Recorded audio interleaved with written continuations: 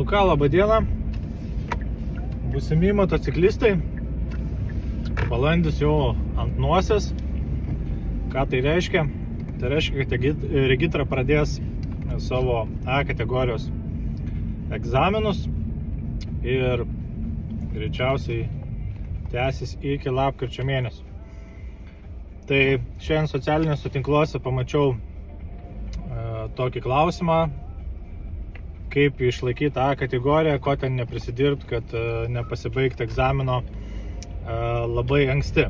Tai labai tikiuosi, kad turite gerą instruktorių, kuris visus niuansus tiek papasakos, tiek parodys jūsų mieste, bet dažnai arba, sakykime, anksti pabaigti egzaminą, tai irgi yra labai paprasta. Tai pirmas dalykas turbūt, dėl ko ar kaip baigiam egzaminą, tai iš to jaudulio neužsisegam šalmo. Tai dirželis labai gražiai ir puikiai iš šono matosi, kad yra neužsegtas, mum patiem to nesimato. Tai pas senus motociklistus tai jau yra įpratimas, arba kaip pas vairuotojus, diržas iš karto atsisėdus. Tai, bet, kaip sakau, dėl egzamino, dėl jaudulio būna pamiršta. Tai nėra taip, kad regitros egzaminuotojai kerta ten iš karto, kritinė ir taip toliau. Bent jau Klaipėdoj duodu ranką kirst, jie užduoda klausimą. Nežinau, kaip dėl kitų miestų, bet Klaipėdoj jie sako paprastai, ar tikrai esi pasiruošęs pradėti egzaminą, arba ten susitvarkyk, susiruošk viską, kad galėtume pradėti egzaminą.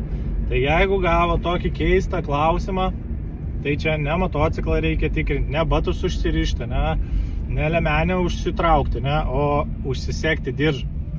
Tai nepasimaukit ant tokios paprastos ir kartais piktą darosi padarius tokią klaidą, tai nedarykit jos, užsisekite šalmą. Dabar dėl stikliuko, pakeitimas yra jau ne pirmi metai. Jie yra pasakę paprastai taip, kad lėtose figūrose stikliuką galime neužsidaryti. Tai nežinau, mano patarimas yra paprastas. Pridarykite stikliuką, pasilikite ant tarpelį, ten 1-2 pirštų, kad įeitų to oro, kad neužrasuotumėte ant belenkai, ir nieko nematytumėt. Ir nuo pat pirmųjų pratimų tą stikliuką užsidarykite. Būna ten klausia kažką egzaminuotojas, atsidarom, pamirštam užsidaryti. Tai pridarėm iki egzamino galo.